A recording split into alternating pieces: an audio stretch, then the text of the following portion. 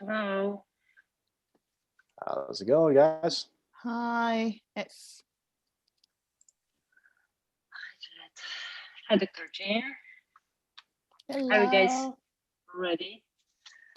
It's hold on just a minute. We're just getting there. It's telling us back to safety. Oh wow. Let's see here. Looks like are we good? We're live? Looks like we're live. Yep. Hi guys, how is everyone doing? How are you guys doing today? Very Nice. good. Excited.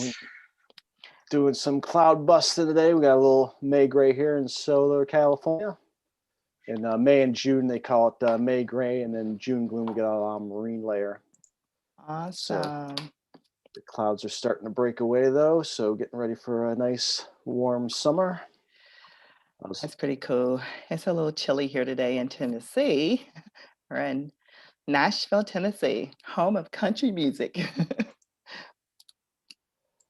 Yeah, it's kind of becoming the new Hollywood too. A lot of it's getting so expensive here in California. A lot of the entertainment industry is moving to Nashville.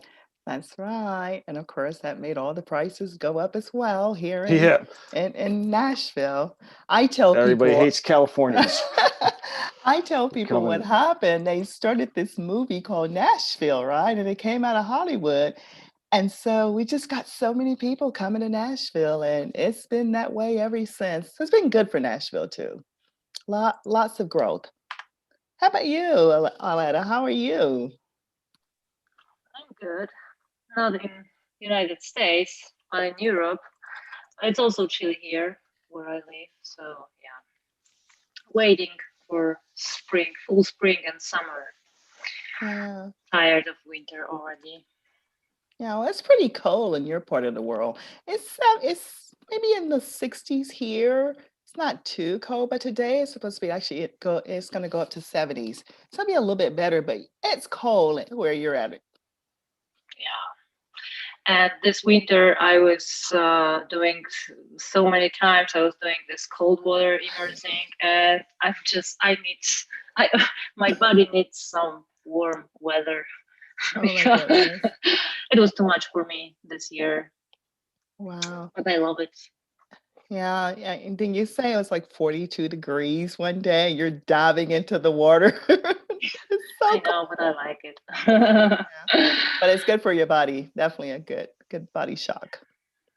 For my mind, for everything. Yeah. So you must try I shall one day. that. I'm always open to new things as long as it's safe. I'm in. I'm As game. long as it's safe and warm. Yeah. I It's know. been a great week. We've had a just a great progressive week. Just creating, doing some wonderful things, and like you said, getting ready for spring and just watching the flowers come out. I will tell you guys something. I planted fruit trees. I had a pear, an apple, and peaches. And now I have little peaches on the trees, and it's so cute. So I'm looking forward to I'm looking forward to the fruits Spring coming has out this sprung. year. Nice. Spring has sprung. Oh yes. It's beautiful.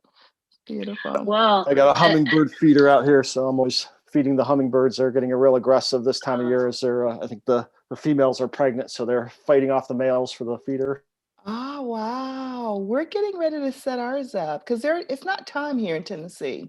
Um, but boy, when they come, it's the most beautiful thing to watch. And I was so sad when they had to go fly away. I think South America, they go to Mexico, is what I'm told. And it was so sad, but just to watch them every day is the most beautiful thing. It's just absolutely beautiful. So, Jeff, you get to see it all the time, right? They're in California all the time. Yeah, they might migrate to my house. I make the Ah, I make the best nectar. I put a little extra sugar in it, so I they like my see. nectar. But I see. yeah, they're funny. They're like little fairies. You know, they're kind of a cross between like an insect and a bird, an animal. Hmm. So they kind of behave like bees. Yeah. And I always think they bring so much, at least at my house, I always see so much beautiful energy. It's just when they come around, it's like, okay, they're bringing good luck today. They're bringing, just all this good positive vibration that I get from them. I just love it. Arletta, do you do hummingbirds? Well, not here in, near my house, but you mentioned luck, good luck. Um, can you imagine that on Friday, that I had birthday on Friday? So in the afternoon, I was thinking about um, some areas that I would like to be like to manifest in my life. And like hour later, I got some birthday wishes from my friends, and they wished me exactly the same thing I was thinking about, like hour. Oh, that's cool. And it happened in two different areas. Like, and two person sent me like birthday wishes that they wish me to come true, and another person wished me something else, which was I was also thinking about, like I would like to manifest that. And out of the blue, she sent me this message like, yeah, I wish that you had this and this, and I was like, we are all one. That's right. Everything is me pushed out, as Neville says. So yeah, it was such a proof that we are one mind. So it's really, really. Now you gotta tell us what it was. I cannot tell you. That's a secret, huh? Well, we hope you had a wonderful birthday. Yeah. We know you had lots of fun on your birthday. Yeah, and I also had some crazy male show on the Zoom. Yeah, thank you, Jed, for that entertainment. We'll keep that for the lecture today. I think Neville gets into sex a little bit in his lecture today, so that's going to be. No. What happened on Friday stays on Friday Zoom, okay? We're not coming back to what happens on Friday. So, unless you're ready, Jed. I know you were born ready. Just for our viewers, I'm just wrapping up a few things here, and then I'll start the discussion in a minute. So thanks for hanging in there, our viewers. It's always nice to have these live meetings. We get to see each other on a weekly basis. It's so cool. Wow. Zoom, I think Zoom is the best thing. It's just awesome. Just awesome. But what happens when we finish all his lectures and all his books? Do we start over? It's not a bad idea. So many weeks. Yeah. We just keep going. I don't think we can ever get enough of Neville. I know I've shared with you all, I've been studying him for now going on 8 years, and it just gets better and better, and I just keep learning. There's always so much to learn. And then also when you're, you, as we're doing with our mastermind, you get so many new perspectives, different ways to look at his teaching and his teachings and his lectures. It opens you up for so much more. So yeah, I just say we keep going, just keep going with it. Yeah, I agree, especially that with this knowledge, even when you read Neville and you understand that and you feel that and you just feel like you just woke up from this dream. Unfortunately, when some circumstances appear in your life, you kind of forget what he said and you react. And so it's so important to keep reading, keep reminding yourself. And I love our meetings. Our meetings. So do I. Well, that's what he talks about. He talks a lot about persistent. We have to persist. So it's just really telling ourselves, you just do it over and over and over again until it comes into reality, or you're consciously aware of what it is that you're doing and what you're thinking about and how you're thinking. So it's just so many ways to look at it. So many ways.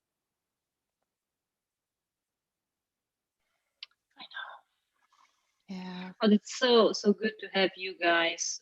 You like, if I have doubts, you always remind me who I truly am, and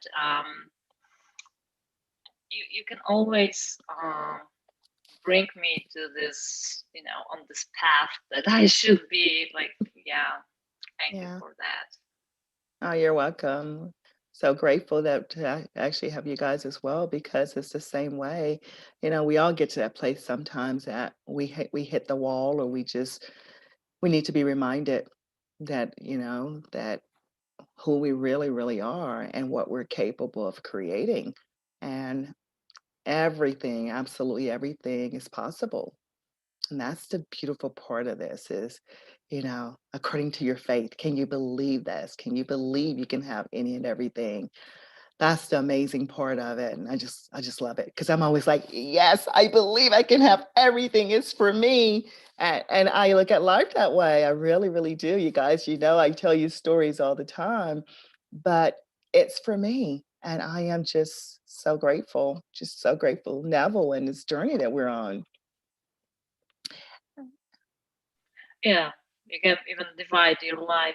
I mean, talking about myself, I can divide my life to the time before Neville and after Neville appeared in my life. Yeah, Yeah, completely different absolutely. attitudes. All Absolutely. right. I So, was, so yeah. thanks for watching us here.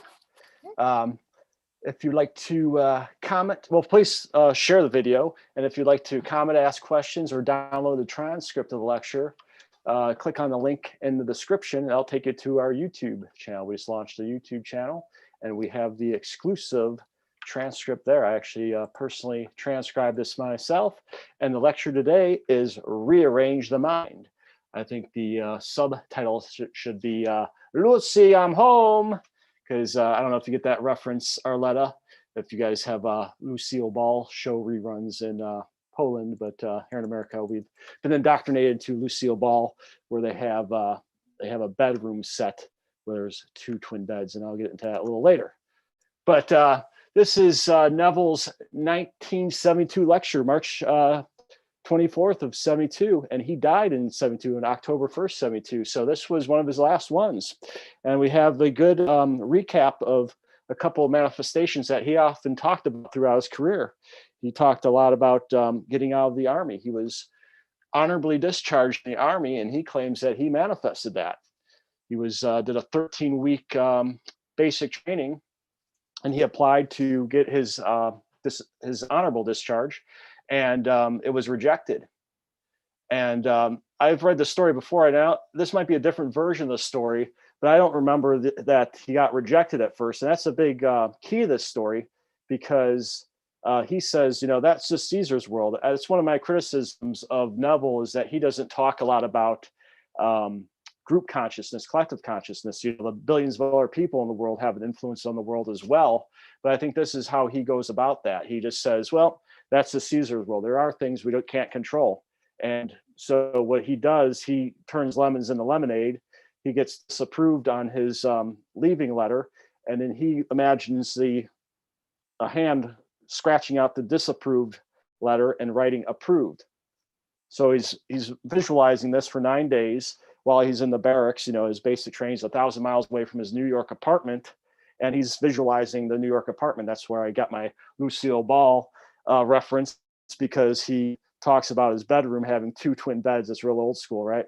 But he does say here that he was not thinking about sex. He did not think about having sex with his wife. So I'm going to throw that one to you guys. What do you think about Neville and him not visualizing a sexual act as far as his manifestation? Do you think that is one of his keys, that he kept it a higher chakra, so to speak?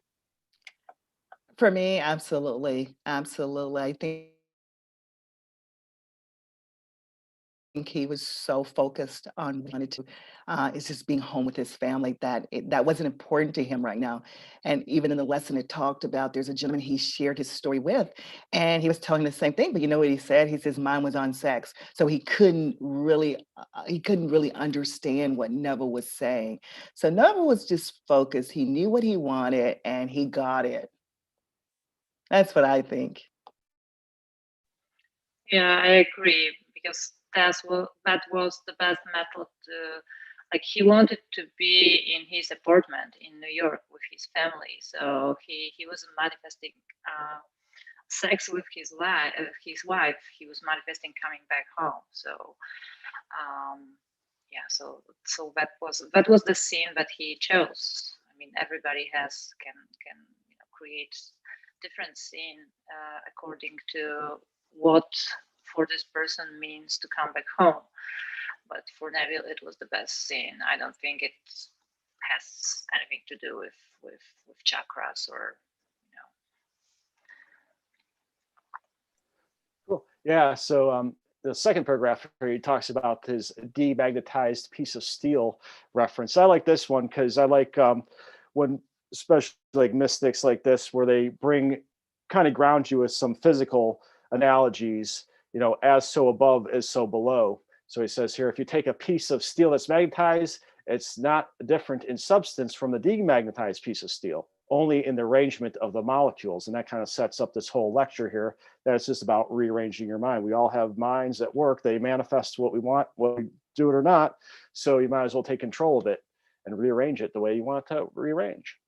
Another part of this lecture is another story that he talked about a lot was he was stuck in Barbados. This was back in the day when they didn't have a lot of boats. They don't have all these cruise ships as they have now. And there was like thousands of people ahead of him. He had to get to Milwaukee. I guess he had a lecture to do in Milwaukee, and he didn't buy a round trip ticket. He just bought a one-way. Now he's stuck in Barbados with his family. So he describes, again, this was one of his more vivid descriptions on how he actually manifested it, where he's sitting in the chair of his hotel room, the state of akin sleep he often talks about, where he's kind of about to take a nap or go to sleep, and he just ripped it over and over again. So he'd get to the top of the gangplank, and if his mind wandered, he'd just go back to the bottom of the gangplank and walk it over and over, getting on that boat. And lo and behold, he somehow miraculously got ahead of thousands of other people to get on that boat. So that was another big story of his. And then I have a question for you guys about I did, like I said, I transcribed this, and some of the words are tough. This one was actually a clean one, and YouTube did a good job. I have to give them props on the transcript on this one. It made my job a lot easier.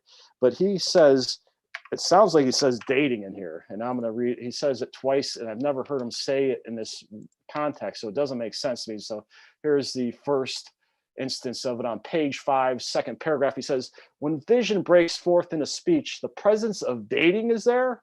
So it sure sounds like he says dating. It sounded like to me, the YouTube transcript says dating. So I don't know. And then the next paragraph says, or the next sentence is, and who can oppose God? So that doesn't make sense, right? When vision breaks forth in a speech, comma, the presence of dating is there. And who can oppose God? So I don't think that's dating. And then it's actually the last paragraph. I think it's David. Dated, David. like David. The name David. D-A-V-I-D. He's talking about David. Yeah, meaning David. David, yeah. So biblical reference. All right. Yeah. That's a good one. See? You're better English than me. This is this is like what came to my mind. I'm not sure, but it makes sense, right? Okay, I'll read it again. When vision breaks forth into speech, the presence of David is there. Okay, interesting. And who can oppose God? So yeah. Well, let me read the last one. Here's the last. He says it again on the last paragraph. Let's see. It's the second to last sentence. Or third to last paragraph, or third to last sentence and last paragraph, last page. Maybe this night, as it did with me in the army, comma, something will come and a voice will speak, and when vision breaks forth into speech, the presence of dating is assured. So you're saying the presence of David is assured. Okay. Yeah, I'll go back and listen to that. But yeah, see, that makes more sense than dating, because dating just doesn't work there. And he talks. Unless we're going to tie it back into the sex analogy. Yeah, so he talks a lot about David too in some of his lessons, so that makes more sense to me as well. Yeah. So we conclude it was David, not dating or dated. Okay. I think so. I'll correct that. So sorry for you guys who are downloading the PDF. Just we'll give you a new version. Let us know in the comments. All right. You mentioned rearranging the molecules in the piece of metal. He's also giving us another example of like that we should rearrange our mind as we, for example, rearrange our rooms or our apartments. Mhm. That it's like the mind is still the same and the room is still the same. The only thing we do, we are just rearranging it, just move this here and that's there, and I don't know, buy some new furniture, but it's the same mind, the same room. And this is our task, to rearrange our mind. The key is to do that, just to, adapt to this um, new future that we Yeah. want to see. Yeah, I so agree with that. And you mentioned earlier, Aletta, that since you've been studying Neville, your life has changed. And I can tell you, I just reached out to my mentor this past week, and it was about 8 years ago when I had this experience. I was at his mansion, and he was living in Brazil at the time, and I was in Atlanta. And he had this mansion built, and I was there with my brother and his friend, and he asked me to get on the phone. And when he said something to me, he said, if you study Neville for 1 year, your life will never be the same. And in that moment, instantly, I believed him. And what I've learned through this process of these past 8 years is exactly what you said. We have to rearrange our mind. What is it that you really want? What is it that you really desire? And when Neville talks about in this lesson, he says, when you pray, believe that you have received and you will. How often do we hear that with churches and they say, believe it, but most people do not believe it. They just do not. But that's that part two of rearranging your mind that this is what I desire for my life. And you begin to live that way. And I think he's really telling us that we have to, whatever it is, whether we see ourselves with abundance or love or a peace and happiness, we have to arrange our minds so that this is the life that we live each and every day. And that's the part that I love about it. It's just we have to believe that whatever it is that we're desiring, it is for us. Yeah, and the second most important part for me was be the doers, not hearers only. And this is what we all do all the time. We are, reading another book. We are searching for another mentor on YouTube. We are, going through like different confirmation. We ask people like, what did you manifest? Could you manifest this or that? We want this confirmation in our reality, but uh, what Neville says is stop doing that. Stop being the hearer. Start being the doer. Right? Start doing something. Like do it. Just do it. Yeah. Oftentimes, what do you guys think? Oftentimes, people do not believe. And because I think for me, why I think people do not believe this, because it seems so simple. Neville makes it so simplistic. It's very simple. And I think, and it's my thought, and maybe there's an audience out there, and we can ask them, what do you all think? But most people, they make it so much more complicated than it really is. And just being a doer is saying, what is it that I want? What am I going to do? What action to get to what it is that I desire? And oftentimes it's just like Neville is saying, it's just sitting in that chair akin to sleep and knowing what it is you want and seeing the end part of it and just going over that, rearranging it in your mind over and over again. And it sounds simple, and sometimes it sounds like, oh my goodness, that can't be all it is to it. But I'm going to tell you, I know it's the truth. It is all it is to it. It's a very simple process. We can have anything we desire. Yeah, but there is another part for this process because he's talking about persistence, right? So after you finish your imaginal act, then you need to persist that it's going to happen. And this is also what I think he means by rearranging your mind, that it's yours, it's gonna happen, and it's for you, and just don't listen to Yeah. Yeah. other people. Just it's yours. It's Yeah. done, it's done, it's done. Yeah, I got a little story I want to tell. I created my dream home, or the home that I wanted to create in this opulent neighborhood. And so then I decided, well, it's always nice to have a vacation home. And so my second test was, okay, if this is really real, I have my dream home. Now I want a vacation home. So I'm just going to see myself in Florida on this golf course, because my husband and I love golf. And I once again did the same exact thing. I began to see what it is that I wanted in the warm weather and being in the sun and swimming and playing golf. And sure enough, it just everything synchronizes. Everything just happened all of a sudden. And the next thing you know, we're buying this vacation home. And I'm thinking, how did this happen? Well, of course I knew how it happened, because I was seeing that. And just to put icing on the cake for people who just says, that's just not true. Yes, it really is true. Because not only did we get the vacation home on the golf course, my husband and I had been following Tiger Woods because we love golf. And we had tournaments, we would just go there and we would watch him, and we were like, hey, Tiger, hi, Tiger. And so sure enough, after we purchased our home, which is about 30 minutes away from Tiger Woods restaurant. He has a restaurant in Jupiter, Florida.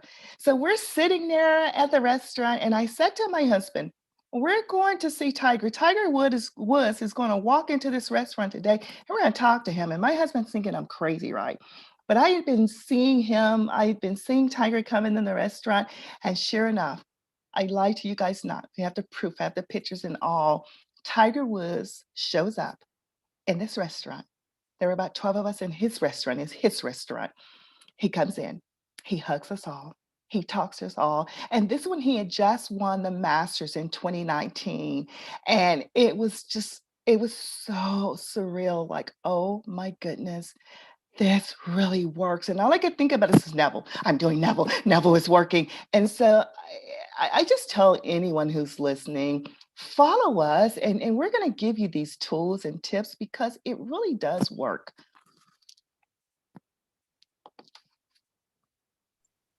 All right.